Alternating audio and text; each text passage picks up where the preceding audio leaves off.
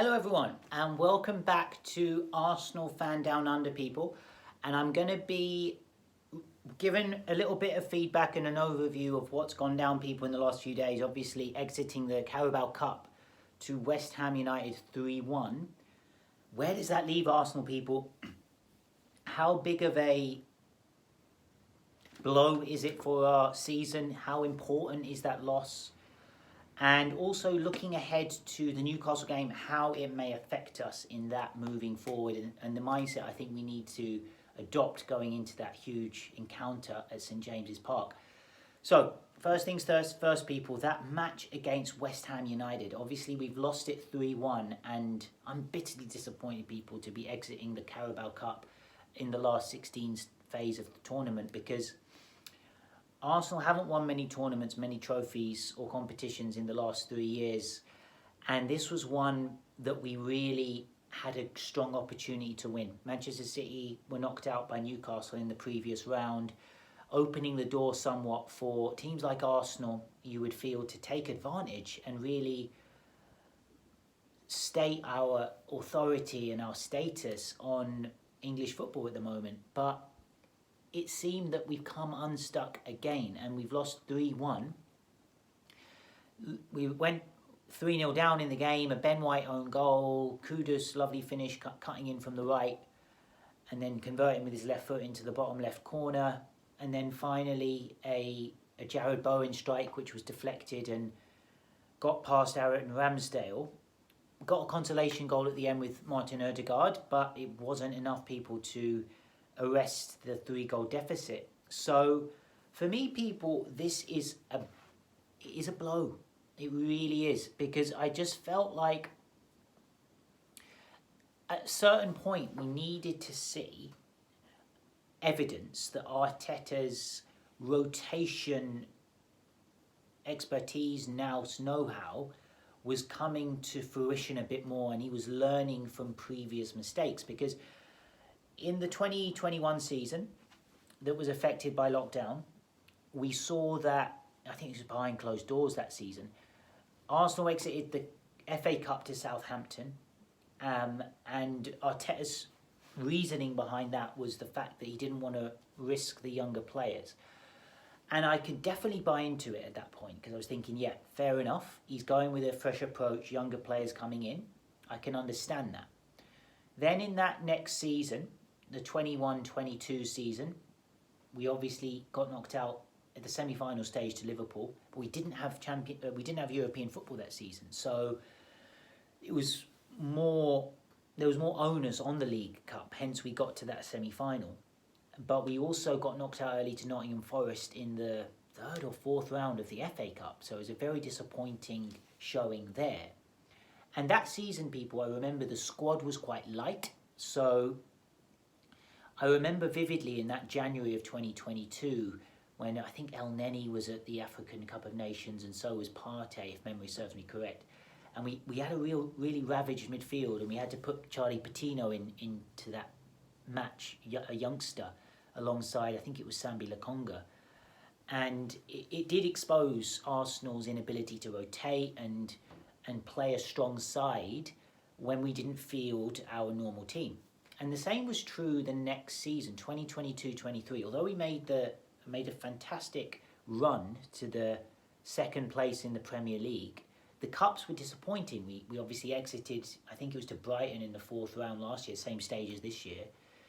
And we lost to Man City in the FA Cup, again, when we rotated.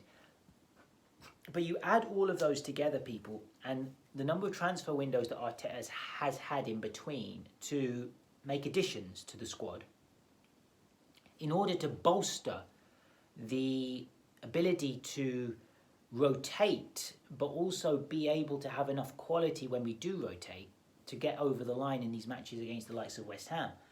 But we didn't see it, and it was disappointing, because I've heard a number of Arsenal commentators, pundits, fans talk about the fact that West Ham actually looked like they had a better second string team.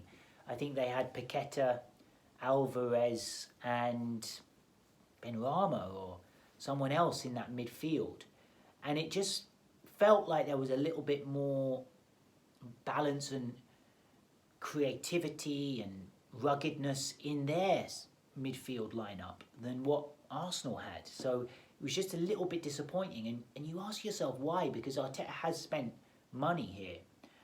And yeah, and over 100 million on the midfield that was lining up people. We had Jorginho in there, 10 plus million, Vieira 35 million, Havertz 65 million. So you think these are all Arteta signings. At some point, when you pull out the first team regulars and make some changes, you need to see a little bit more evidence that the squad accumulation is enhancing, it is building, is becoming stronger. But it still appears that when we do tweak things, we are exposed at times. However, I'm not going to completely overreact and say, oh, this is down to poor recruitment from Arteta, an inability to communicate his strategy to his players. I don't think it is completely that.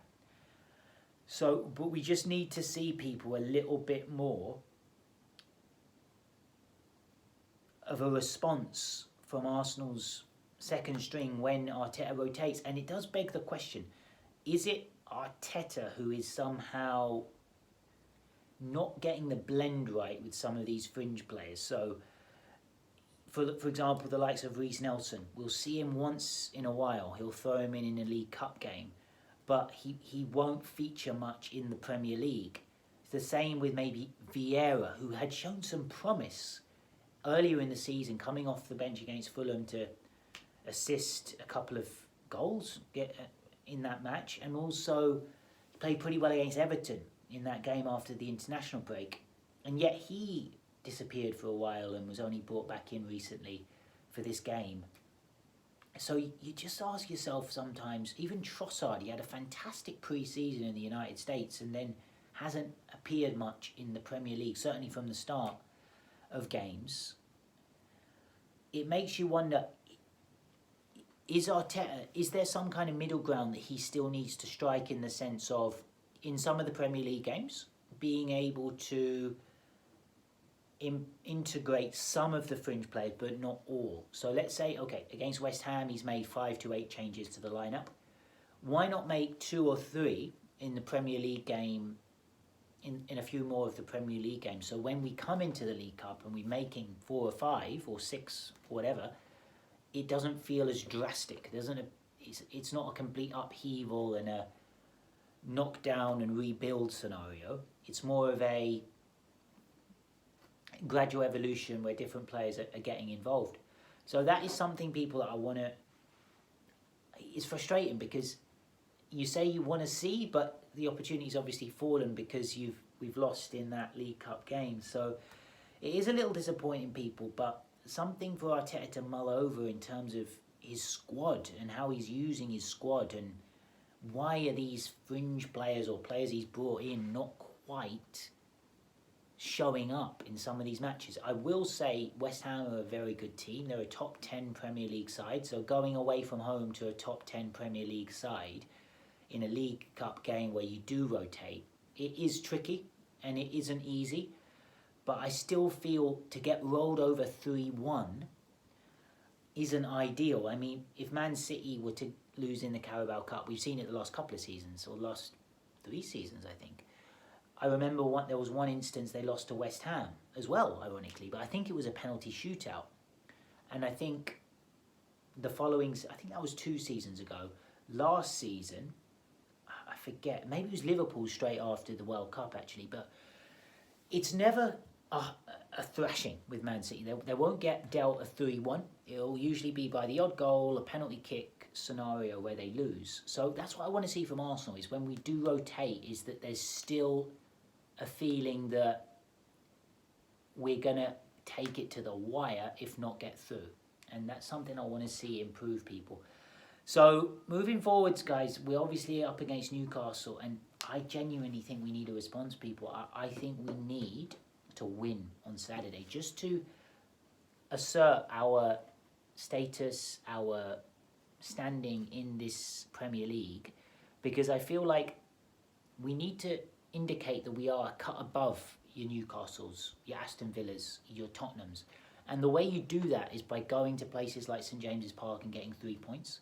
Get the 3 points at a tough venue on a Saturday night. Prime time. Newcastle, the city will be rocking.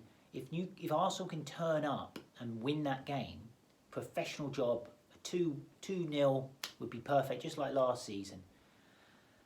Then I think it really does get us back on track, because this League Cup loss, we can take it in a few ways, but one way we can take it is a complete compartmentalisation of what happened and putting it down as just a one-off. Let's just bin it off. Okay, we had an off night, fair enough. We've got 3 other competitions where we really do want to focus them as priorities.